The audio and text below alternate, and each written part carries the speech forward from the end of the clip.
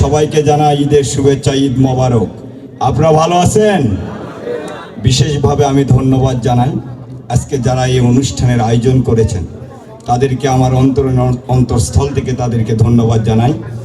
আসলেই বাউল সঙ্গীত অনুষ্ঠান ভালো, তারা একটা সাংস্কৃতিক অনুষ্ঠানের মতো গান বাজনা দিয়ে অনুষ্ঠান শেষ করে। আমার মনে হয় অশ্লীল নৃত্য থেকে এটা অনেক ভালো। আমি চাই নুনগোলা ইউনিয়ন শান্তিপ্রিয় একটা ইউনিয়ন, আমাদের ইউনিয়নে অনুষ্ঠান হবে, কিন্তু সেই অনুষ্ঠান উপভোগ করবেন সুন্দর পরিবেশে। অনুষ্ঠান দেখতে এসে অনেক জায়গায় অনেক বিশৃঙ্খলা সৃষ্টি হয়। আমি প্রিয় শ্রোতা এবং দর্শক ভাইদের বলবো, আপনারা কোনো বিশৃঙ্খলা সৃষ্টি করবেন না, কারণ বিশৃঙ্খলা সৃষ্টি করলে সেই এলাকায় অনুষ্ঠান বন্ধ হয়ে যায়, সেখানে আর অনুষ্ঠান চালানো হয় না। পরবর্তীতে আবার যে অনুষ্ঠানটা করবে সেটা আর কেউ সাহস পায় না।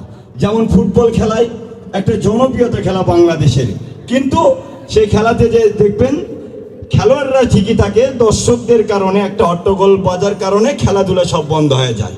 কিন্তু আমরা চাই আমাদের নুনগোলা ইউনিয়নে সুন্দর পরিবেশে খেলাধুলার থেকে শুরু করে সাংস্কৃতিক অনুষ্ঠান সব কিছুই সুন্দর পরিবেশে পরিচালনা হোক। প্রিয় ভাইয়েরা, ঈদের পরে যে আনন্দ দেওয়ার জন্য যারা আয়োজন করেছে তাদেরকেও বলবো, আপনারাও সামাজিকতা বজায় রেখে অনুষ্ঠান করবেন। আমি আর কথা বাড়াবো না, পরিশেষে সকলেরই সুস্বাস্থ্য দীর্ঘ আয়ু কামনা করে আমি আমার কথা বলে এখানেই শেষ করলাম।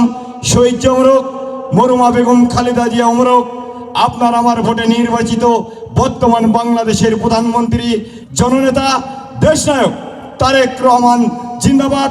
নুনগোলা ইউনিয়ন বিএনপি এবং আজকের এই আয়োজক কমিটিকে ধন্যবাদ জানিয়ে আমার কথা বলা শেষ করলাম। সবাইকে সালাম, আসসালামু আলাইকুম ওয়া রাহমাতুল্লাহি ওয়া বারাকাতুহু।